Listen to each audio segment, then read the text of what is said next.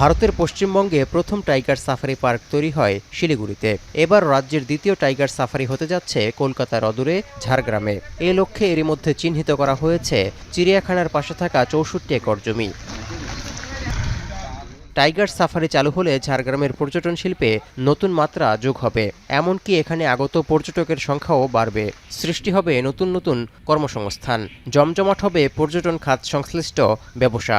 আর এর মধ্য দিয়ে ঝাড়গ্রাম তথা গোটা রাজ্যের পর্যটন শিল্পের অভাবনীয় উন্নতি হবে বলে প্রত্যাশা রাজ্যের মুখ্যমন্ত্রী মমতা বন্দ্যোপাধ্যায়ের।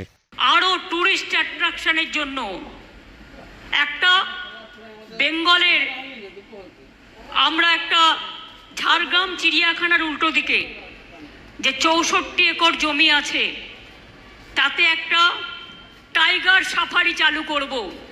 মমতার এমন ঘোষণায় ঝাড়গ্রামের বাসিন্দা ও ব্যবসায়ীদের মধ্যে বইছে আনন্দের জোয়ার। আমাদের ল্যান্ডের পার্টটা আমরা ওনাদেরকে বুঝিয়ে দেবো। ফরেস্ট ডিপার্টমেন্টের এখানকার এডিএফও সাহেব আছেন এবং আদার্স রেঞ্জ অফিসার বা আদার্স অফিসিয়ালসরাও আছেন। সবাই মিলে যৌথভাবে আমরা দেখে নিচ্ছি আর কি। নভেম্বর ডিসেম্বর জানুয়ারি মাসে এমনিতেই প্রত্যেকটা আমাদের যে সমস্ত হোমস্টে আছে, লজ আছে, ভর্তি থাকে। তারপরে যে নতুন সংযোজন দিদির এই যে টাইগার সাফারি, এটার জন্য বিপুল পরিমাণ পর্যটক আসবেন এবং ঝাড়গ্রামের যে অর্থনৈতিক উন্নতি, মানুষের প্রভূত উন্নতি হবে বলে আমার মনে হয়। ঝাড়গ্রাম ঘুরে ঘুরে পর্যটকরা যেন বাঘ দেখার সুযোগ পান, সেই লক্ষ্যে ইতিমধ্যেই কাজ শুরু করেছে কর্তৃপক্ষ।